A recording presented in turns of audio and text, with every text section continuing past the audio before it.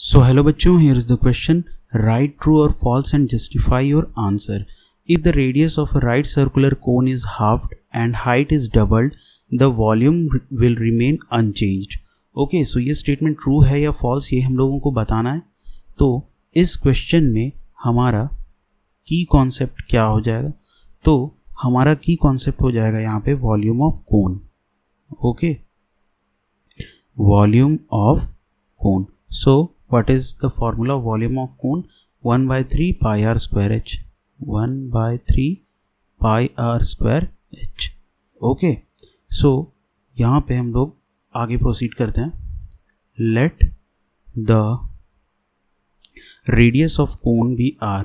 Let the radius of cone be r. So height हम यहाँ पे क्या कंसीडर कर सकते हैं? h. Let height of that cone will be h. ठीक है, तो यहाँ पे हमारा वॉल्यूम क्या हो जाएगा कोन का? तो यहाँ पे इस केस में हमारा वॉल्यूम हो जाएगा 1 by 3 pi are square h. इसको हम लोग इक्वेशन 1 कंसिडर कर लेते हैं. अब क्वेश्चन में ये बोल रहा है कि अगर रेडियस को हम लोग हाफ कर लेते हैं, ठीक है, now if radius is equal to r by 2 और हाइट को हम लोग डबल कर लेते हैं, मतलब height is equal to 2h. पहले जो हाइट था उसमें 2 मल्टीप्लाई कर देंगे तो हमारा न्यू वॉल्यूम यहाँ पे क्या निकल करके आएगा? हमारा न्यू वॉल्यूम जो है वो निकल करके आएगा 1 by 3 pi are square h हमारा फॉर्मूला है. तो इस पर हम लोग डालते हैं तो ये कितना हो जाएगा? 1 by 3 pi are square r by 2 whole square into h 2h. Okay, so ये हमारे पास कितना निकल करके आएगा?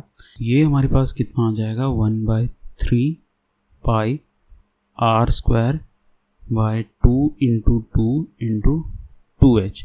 ओके, सो ये 2 और 2 कैंसिल आउट हो गया तो हमारे पास क्या बच जाएगा? हमारे पास बच जाएगा 1 by 3 2 जा 6 पाई आर स्क्वायर h. इसको हम लोग इक्वेशन 2 मान लेते हैं. ठीक है, so equation 1 is not equal to equation 2.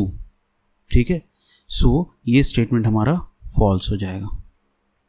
Okay, so this statement is false. So this is our final answer. I hope you understood it very well. Thank you and all the very best.